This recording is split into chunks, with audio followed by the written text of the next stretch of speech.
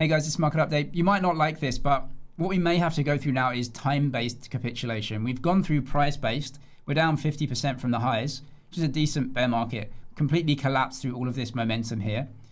Bitcoin doesn't usually just go into a bear market for a couple of weeks and then go straight to new all-time highs, right? Most assets will find a low, eventually kind of bottom out over time, and that's going to be frustrating. But it is what it is. In fact, everyone, including me, saying the 4-year cycle is dead, kind of isn't. Right? We topped out right here, 500 odd days after the halving, which is exactly when we topped out in the 2 previous cycles. You can see that the lows came really over a time period, and then over 1,000 days after start to climb again. Are we going to go through that again? Do we actually start rising a little bit before? There's a lot of uncertainty around the war and everything like that. It's kind of hard to predict that we're just going to go straight to new all-time highs. If something good happens with the war and it kind of ends or whatever, maybe you'll get a little bit of a pump. But to go into a new bull market, right, which is really what we want, which is a sustained period of uptrend, it's going to take some time, right? It's going to have to be a bigger rotation out. So time-based capitulation may have to happen for a bit further. But that's fine, because what we're doing here is accumulating a great asset over time, compounding it at decent levels. And then when you get the compounded returns over time, that's where you make a lot of money over time. Time is really the important thing here. If you can just take time with your investments, instead of trying to speculate on short-term prices, you actually make way more money in the long term. I'll show you some data about that in the end of this video. If you do trade Bitcoin and crypto, check out Bybit as well. You can actually trade all TradFi assets on Bybit as well these days. You can get a deposit bonus via the link below. Click that, make a deposit. They'll give you a deposit bonus to trade with, all the way up to $30,000. We're just seeing the typical behavior of Bitcoin bear markets and Bitcoin rotations now. Check Onchain. This is James Check. I think he calls it chopsolidation, time-based capitulation, right? Which is just short-term holders and traders getting out, right? Because short-term traders want rising prices because they want to trade that. That's not happening. So they all capitulate out, take their losses, and they go to find something else, trade gold or silver or oil or whatever else, right? And those coins rotate to investors for the most part. People are just happy to buy, and they can look forward and are willing to spend the time in the asset, knowing that if they buy 70 and it falls to 60, it's not really a big deal for them, because what they're looking for is to buy around 70 or 60 or 50 and then maybe sell for 150 at some bull market in the future, right? So again, it's a time. What we're actually trading here is like different time horizons, because we all agree that Bitcoin's going to go up in price versus dollars, right? I mean, that's kind of a given at this point. You have a desirable scarce money versus credit, which is designed to the base. So there's just only one option, which is Bitcoin looks like it's going up in value versus those dollars over time. So again, we're just trading time horizons. That's actually what we're trading, right? You can see these huge capitulations from short-term holders in the previous bear market, and it's happening here as well. Really big capitulation. So look, you might just need to roll this on for a bit of time here. You can see in the previous bear market, it just took a while, right? The FTX thing was actually the low, big capitulation there as well. But when you get those big capitulation events, it takes a few weeks, maybe a few months to just kind of iron that out, and then that actually builds the base for the next bear market, the bull market, sorry. We're not through that yet, right? Chopsolidation or time-based capitulation, we just need to give it a while, right? And obviously the war headlines aren't great on top of this, which, you know, you can't really start new bull markets during that. It's difficult, right? In any case, I don't think it's like massively bearish for Bitcoin, because, I mean, look at the fiscal spend that's happening. They're going to be spending hundreds of billions of dollars on this thing eventually, right? In fact, didn't the Secretary of War just lobby Congress for like $200 billion? That's fiscal spend. That's why we're in Bitcoin long term, right? Because they'll never stop printing paper to buy stuff, which means that debases versus our assets. It's pretty simple.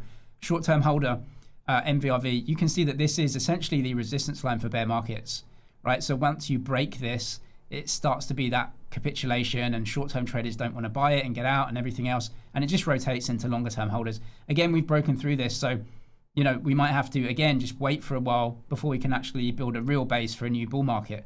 And you can see here that if you're buying Bitcoin at this level, any time previously that you bought at this level, it was a good time to buy in terms of the price if you look a few years in the future. But again, time, right? It's all about time. Like if you're looking forward 5 years, this is a great price. If you're looking forward a few weeks, right, who knows? But each time that short-term holders capitulate, it's pretty good to pick some up if you've got an investment time horizon. Sticking to the theme of this video, which is time, right? Someone in the Discord server today said, It's about time in the market, not timing the market, right? And I'm sure you've heard that before. Why is that?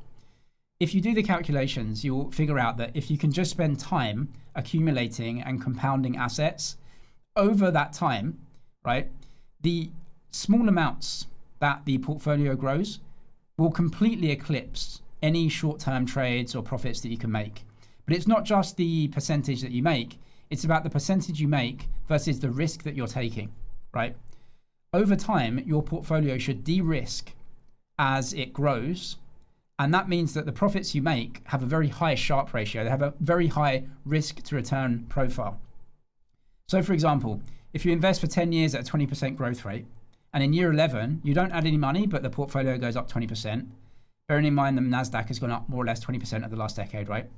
In year 11, that 20% return is actually 57% on the cash you've invested.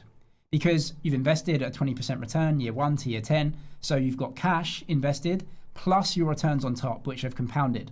The 20% return is a compounded 57% on the cash that you've put in.